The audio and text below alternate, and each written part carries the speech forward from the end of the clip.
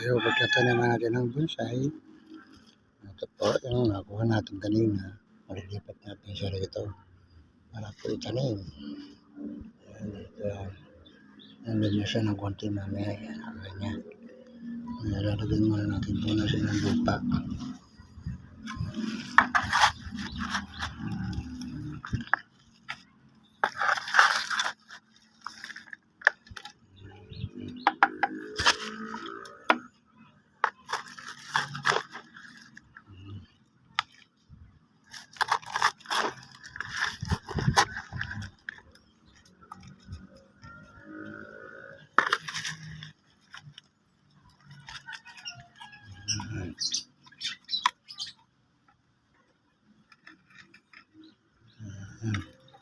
Ngayon po, lalagyan natin siya ng ganyan. Yan. Yan ang forma yan.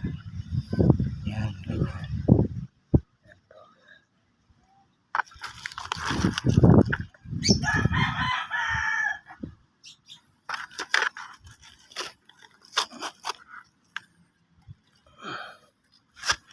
Yan.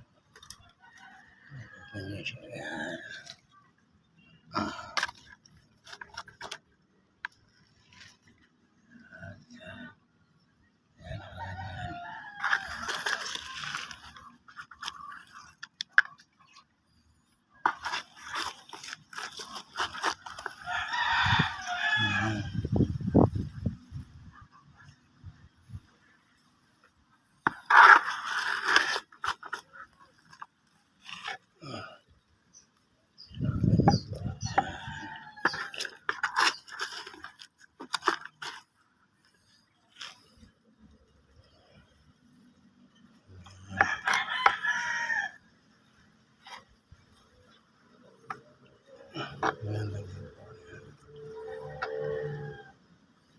Makalipas ang 2 linggo, titingnan ulit natin siya kung gaano na siya kaganda. Ngayon po, medyo lanta po kasi binunot nga natin eh.